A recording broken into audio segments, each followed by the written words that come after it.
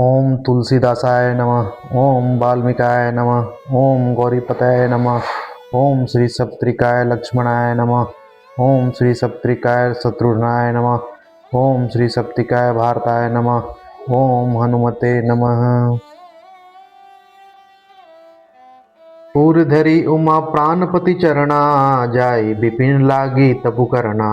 अति सुकुमार न तनु तप जोगु, पति पद सुमिरत तजेउ सब भोगु। प्राणपति शिव जी के चरणों को हृदय में धारण करके पार्वती जी वन में जाकर तप करने लगी। पार्वती जी का अत्यंत सुकुमार शरीर तप के योग नहीं था, तो भी पति के चरणों का स्मरण करके उन्होंने सब भोगों का तज किया। नित नौ चरण उपज अनुरागा, बीसरी देह तप ही मनु लागा। संबत सहस मूल फल खाए, सागु खाई सत बरस गवाए। स्वामी जी के चरणों में नित्य नया अनुराग उत्पन्न होने लगा और तप में ऐसा मन लगा कि शरीर की सारी सुध बिखर गई। 1000 वर्ष तक उन्होंने मूल और फल खाए, फिर 100 वर्ष साग खाकर बिताए। कछु दिन भोजन बारी बतासा, किए कठिन कछु दिन उपवासा। बेल पाती मही परई सुखाई, तीनी सहस संबत सोई खाई। कुछ दिन जल और वायु का भोजन किया और फिर कुछ दिन कठोर उपवास किए। जो बेलपत्र सूखकर पृथ्वी पर गिरते थे, 3000 वर्ष तक उन्हीं को खाया। पुनि परिहरे सुखाने उपरना, उमहि नामु तय भौ अपरना। देखी उमहि तप खीन शरीरा, ब्रह्मगिरा भय गगन गभीरा। फिर सूखे पर्ण पथ को छोड़ दिए, तभी पार्वती का नाम अपर्णा हुआ। तब से उसका शरीर छीन देखकर आकाश से गंभीर ब्रह्मवाणी हुई। दोहा। भयु मनोरथ सुफल तब सुनु, गिरिजा कुमारी परिहरु। दुसह कलेश सब अब मिलिहि त्रिपुरारी। हे पार्वती, हे पर्वतराज की कुमारी, सुन, तेरा मनोरथ सफल हुआ। तू अब सारे असह्य कलेशों को, कठिन तप को त्याग दे। अब तुझे शिव जी मिलेंगे। अस्तपु काहू न किन भवानी, भय अनेक धीर मुनि ज्ञानी। अब उर्धरहु ब्रह्म बरबानी, सत्य सदा संतत सुचि जानी।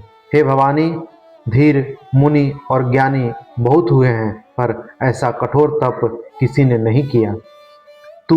अब तू इस श्रेष्ठ ब्रह्मा की वाणी को सदा सत्य और निरंतर पवित्र जानकर अपने हृदय में धारण कर।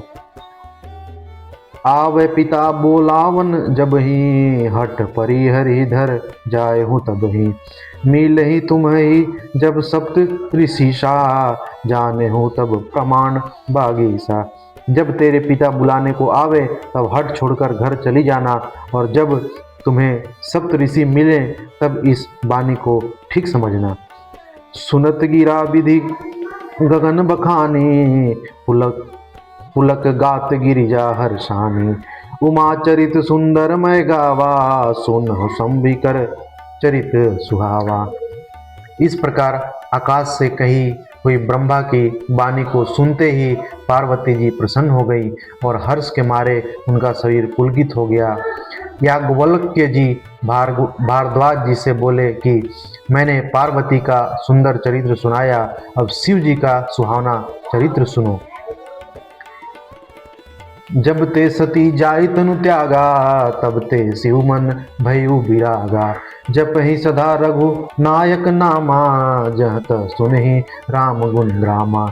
जब से सती ने जाकर शरीर त्याग किया, तब से शिव जी के मन में वैराग्य हो गया। वे सदा श्री रघुनाथ जी का नाम जपने लगे और जहाँ तहाँ श्री रामचंद्र जी के गुणों की कथाएं सुनने लगे। दोहा। चिदानंद सुख धाम शिव, विगत मोह मद काम। बीच रही मही धरी, हृदयम हरि सकल लोक अभिराम। चिदानंद सुख के धाम, मोह मद और काम से रहित शिव जी संपूर्ण लोगों को आनंद देने वाले भगवान श्री हरि श्री रामचंद्र जी को हृदय में धारण कर भगवान के ध्यान में मस्त हुए पृथ्वी पर विचरने लगे। कतहु मुनीन उपदेश ही ज्ञाना, कतहु राम गुण कर ही बखाना। यद्यपि अकाम तदपि भगवाना, भगत बिरह दुख दुखित सुजाना।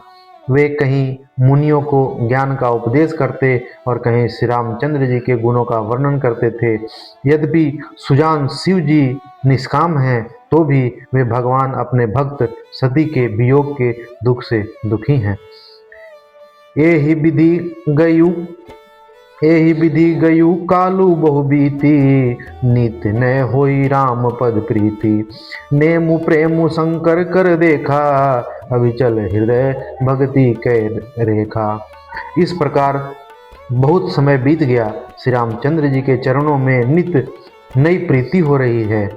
शिव जी के कठोर नियम, अनन्य प्रेम और उनके हृदय में भक्ति की अटल टेक को जब श्री रामचंद्र जी ने देखा, प्रगटे रामु कृतज्ञ कृपाला, रूपशील निधि तेज विशाला। बहु प्रकार शंकर ही सहारा, तुम बिनु अस व्रतु को निर्वाहा। तब कृतज्ञ उपकार मानने वाले कृपालु रूप और शील के भंडार महान तेजपुंज भगवान श्री रामचंद्र जी प्रकट हुए। उन्होंने बहुत तरह से शिव जी की सराहना की और कहा कि आपके बिना ऐसा कठिन व्रत कौन निभा सकता है। बहु विधि राम शिव ही समुझावा, पार्वती कर जन्म सुनावा। अति पुनीत गिरिजा कै करणी, बिस्तर सहित कृपा निधि वर्णी। श्री रामचंद्र जी ने बहुत प्रकार से शिव जी को समझाया और पार्वती का जन्म सुनाया। कृपा निधान श्री रामचंद्र जी ने विस्तार पूर्वक पार्वती जी की अत्यंत पवित्र करने का वर्णन किया। आज के लिए यहीं विराम देता हूँ।